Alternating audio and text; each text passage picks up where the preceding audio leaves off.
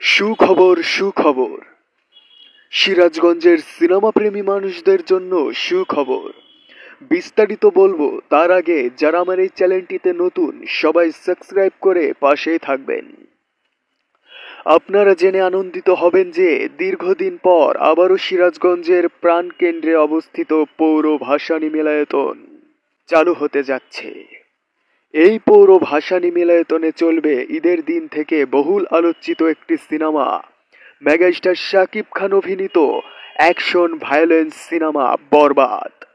হ্যাঁ বন্ধুরা, মেগাস্টার শাকিব খান অভিনীত অ্যাকশন ভায়োলেন্স সিনেমা বরবাদ। সিরাজগঞ্জ শহরে একমাত্র বিনোদন কেন্দ্র এই ভাসানী মিলনায়তন। হ্যাঁ বন্ধুরা, ঈদ উপলক্ষে সিরাজগঞ্জের পৌর ভাসানী মিলনায়তনে চলবে শাকিব খানের বরবাদ cinema.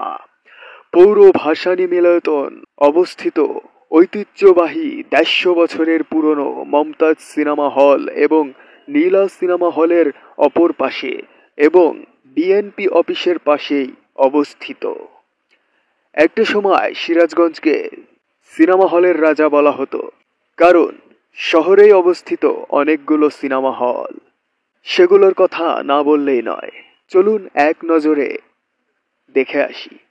1 number Lakshmi cinema hall, 2 number Mumtaz cinema hall, 3 number নীলা সিনেমা হল, 4 নাম্বার মৌসুমী সিনেমা হল, 5 নাম্বার গোধূলি সিনেমা হল, 6 নাম্বার ভাসানী মিলনায়তন, 7 নাম্বার রুটস সিনে ক্লাব। এগুলো শুধু শহরেই অবস্থিত, আর উপজেলাগুলোতে তো রয়েছেই। সিনেমা খরায় একে একে সব সিনেমা হল বন্ধ হয়ে গেছে।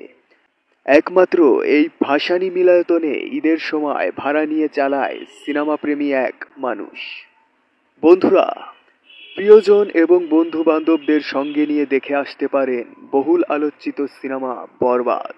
হ্যাঁ বন্ধুরা, ঈদের দিন থেকেই চলবে মেগাস্টার শাকিব খানের বরবাদ সিনেমা সিরাজগঞ্জের প্রাণকেন্দ্রে ভাসানী মিলনায়তনে। আজ এই পর্যন্তই। ভিডিওটি ভালো লাগলে একটা লাইক, কমেন্ট, শেয়ার করে এবং সাবস্ক্রাইব করে আমাদের পাশেই থাকবেন।